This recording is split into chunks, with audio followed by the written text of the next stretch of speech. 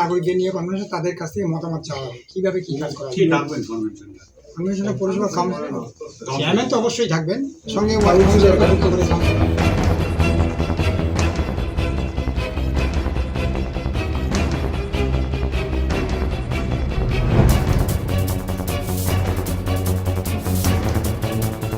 কোচবিহার শহরের ব্যবসায়ীদের ঘাট থেকে নামলো বাড়তি করের বোঝা।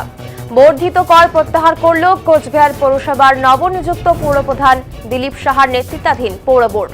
বৃহস্পতিবার কোচবিহার পৌর ভবনে পৌর বোর্ড অফ কাউন্সিলরদের মিটিং এর পর সাংবাদিকদের মুখোমুখি হয়ে একথাই জানিয়েছেন পৌরপ্রধান দিলীপ সাহা জানিয়েছেন যে বাজারে স্টল ট্রান্সফারের ক্ষেত্রে 100 স্কয়ার ফিটের জন্য পৌরসভাকে দিতে হবে 40,000 টাকা, আর 100 স্কয়ার ফিটের ওপরে হলে 5% করে বাড়বে প্রতি স্কয়ার ফিটে। এছাড়াও দোকান ঘরে ভাড়া হিসাবে নির্ধারিত রয়েছে মূল রাস্তার পাশে দোকানগুলিতে স্কয়ার ফিট প্রতি দিতে হবে 1.5 টাকা এবং বাজারের ভেতরে দোকানগুলিকে স্কয়ার ফিট প্রতি দিতে হবে 1 টাকা। এর পাশাপাশি পৌরপ্রধান জানিয়েছেন কোচবিহার পৌর এলাকায় বাণিজ্যিক বিজ্ঞাপন সম্পর্কিত আলোচনা হয়েছে এদিনের সভায়। শহরে বাণিজ্যিক বিজ্ঞাপনের কাজ শুরু হবে, এই ব্যাপারে বিভিন্ন বিজ্ঞাপন এজেন্সির কাছে দরপত্র চাইবে পৌরসভা, আর এই দরপত্র পাওয়ার পরই সংশ্লিষ্ট এই কাজ শুরু হবে। অন্যদিকে পৌরপ্রধান দিলীপ সাহা দিন জানিয়েছেন যে কোচবিহার শহরে জঞ্জাল পরিষ্কারের জন্য নৈশ পরিষেবা কাজ বলিষ্ঠভাবে শুরু করা হবে এবং এই কাজের জন্য নতুন লোকও নিয়োগ করা হবে। তিনি আরো বলেন যে নিকাশি ব্যবস্থাকে সচল করতে শহরের বিভিন্ন হাইড্রেন থেকে মাটি তোলানো হবে এজেন্সিকে দিয়ে, এক্ষেত্রেও লোক নিয়োগ করা হবে। তিনি জানান হাউস ফর অল এর নিয়মে সরলীকরণ করা হবে। শহরের কোনো নাগরিকের নিজের নামে জমির খতিয়ান না থাকলে তাদের পিতা বা মাতার নামে জমির কাগজ থাকলেও এই ঘর তাদের জন্য তারা আবেদন করতে পারবেন। এর পাশাপাশি কোচবিহারের রিজিওনাল ক্যান্সার সেন্টারের পক্ষ থেকে কোচবিহার পৌরসভার কাছে একটি আবেদনপত্র পাঠানো হয়েছিল যে তারা আধুনিকীকরণ করতে চান এই ক্যান্সার সেন্টারটি। যেহেতু ক্যান্সার সেন্টারের জমিটি পৌরসভার, তাই পৌরসভার কাছে এই আবেদন করেছেন তারা। তাদের এই আবেদনের সাড়া দিয়ে এই ব্যাপারে কোনো আপত্তি নেই পৌরসভার বলেই সিদ্ধান্ত হয়েছে এদিনের সভা থেকে, এমনটাই জানিয়েছেন পৌরপ্রধান দিলীপ সাহা।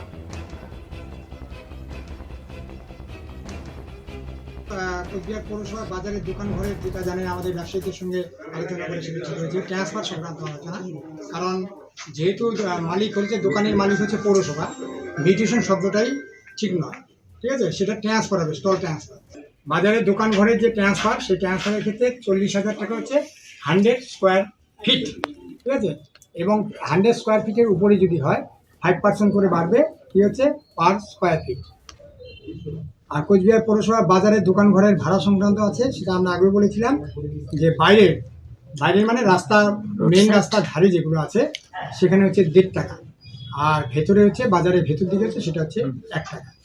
হোটেলের কনজামেন্সি ফি আছে, সেখানে হচ্ছে ওল্ড রেট ছিল, যা ওল্ড রেট ছিল সেটাকে ডাবল করা হয়েছে এবং এরিয়া অর্থাৎ 2023 সনে যেটা কার্যকরী হওয়ার কথা ছিল কার্যকরী হয়নি, 2023 সন থেকে সেই এরিয়াটা দিতে হবে, ঠিক আছে। তার মানে ওল্ড রেট যা ছিল সেটা ডাবল হচ্ছে, সেটা কিন্তু 2023 সনে আগস্ট মাস ছিল না, হ্যাঁ 23 আগস্ট মাস থেকে সেটা কার্যকরী হবে।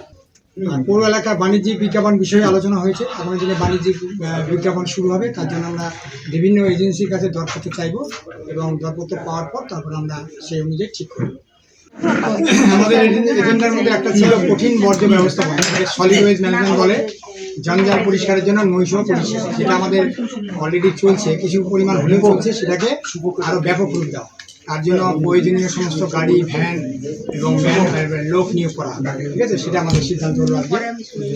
এবার হচ্ছে জল নিষ্কাশন ব্যবস্থা সংক্রান্ত আলোচনা। আমাদের যে হাইড্রেনগুলো আছে সেই হাইড্রেনগুলো থেকে আমরা এজেন্সির মাধ্যমে সমস্ত মাটি একদম ডাম্পিং পয়েন্টে নিয়ে যাওয়া পর্যন্ত, ঠিক আছে, এবং সেই সঙ্গে হবে এর জন্য লোকও নিয়োগ হবে, ঠিক আছে। সেই সঙ্গে হচ্ছে হোল্ডিং সংক্রান্ত আলোচনা। পৌরসভার হোল্ডিংয়ের ব্যাপারগুলো আছে, যথারীতি হোল্ডিং হয়, কিন্তু যাদের নাকি খতিয়ান নেই বা পাট্টা আছে কিন্তু খতিয়ান নেই, অথবা বাবার নামে খতিয়ান আছে, বাবার নামে হোল্ডিং আছে, ছেলের নামে করা সম্ভব হবে না, ঠিক আছে, সেক্ষেত্রে ছেলেদের নামে তারা ঘর নিতে পারছে না। তা সেই অসুবিধা যাতে দূর করা যায় তার জন্য আমরা একটা সিদ্ধান্ত নিচ্ছি, যদি এই খতিয়ান মানে ইসে থাকে, পাট্টাটা থাকে, তাহলে আমরা তাদেরকে দিব সব ঘর করার জন্য, শুধু ঘরের কাজের জন্য, সরকারের যে ঘরের কাজের জন্য আমরা হোল্ডিংটা দিব, সেটা ডিসিশন হলো।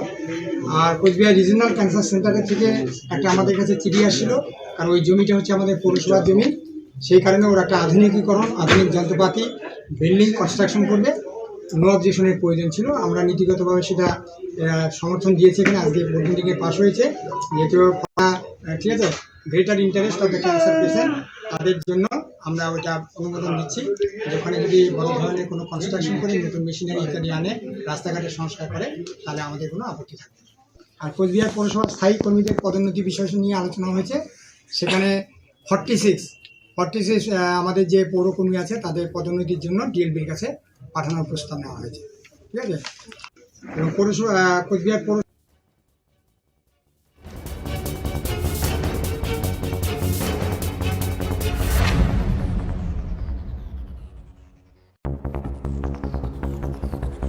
পৌরসভা বর্ধিত করে ছাড় দেওয়াতে খুশি প্রকাশ করেছেন কোচবিহারের ব্যবসায়ীরা। কোচবিহার ভবানীগঞ্জ বাজারে তারা বাজি পুড়িয়ে আনন্দ প্রকাশ করেছেন।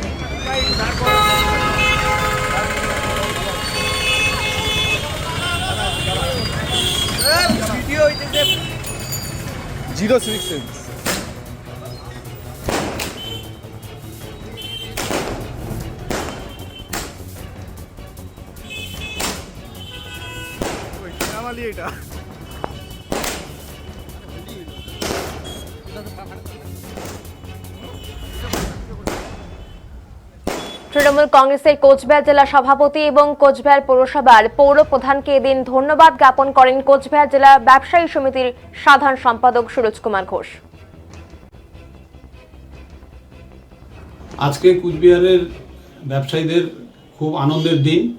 কুচবিহার জেলা ব্যবসায়ী সমিতি কুচবিহারের ব্যবসায়ীদের স্বার্থে বিগত 4 বছর যাবৎ যে আন্দোলন আমরা ব্যবসায়ীদের সঙ্গে নিয়ে করে এসেছিলাম, আজ তার আমরা সফলতা পেলাম। এর জন্য আমরা পশ্চিমবঙ্গের মাননীয় মুখ্যমন্ত্রী এবং কুচবিহার পৌরসভার বর্তমান পৌরপিতা মাননীয় শ্রী অভিজিৎ দেব ভৌমিক সহ কুচবিহার পৌরসভার সকল কাউন্সিলরগণকে কুচবিহার জেলা ব্যবসায়ী সমিতির পক্ষ থেকে ধন্যবাদ জানাই। তারা আমাদের এই দীর্ঘদিনের যে দাবি তাকে মান্যতা দিল এবং বিগত 4 বছরে যে পৌর কর, অতিরিক্ত পৌর করের বোঝা কুচবিহার শহরের ব্যবসায়ীদের উপরে চাপানো হয়েছিল, তার থেকেও নিস্তার দিল। তার জন্য বিশেষভাবে ধন্যবাদ জানাই। এর সঙ্গে একটা জিনিস খুব পরিষ্কার আজকে প্রমাণিত হয়ে গেল, কুচবিহারের ব্যবসায়ীরা যে দাবি জানিয়ে আসছিল তা মিথ্যা ছিল না, তা সঠিক ছিল। কুচবিহারের ব্যবসায়ীদের দাবিকে মান্যতা দেওয়াতে তা প্রমাণ হয়ে গেল। আগামী দিনে কুচবিহার জেলা ব্যবসায়ী সমিতি কুচবিহার পৌরসভার সঙ্গে কুচবিহার শহরের উন্নয়নে একসাথে কাজ করবে, কাঁধে কাঁধ মিলিয়ে। আমি সুরজ কুমার ঘোষ, সাধারণ সম্পাদক কুচবিহার জেলা ব্যবসায়ী সমিতি। নমস্কার।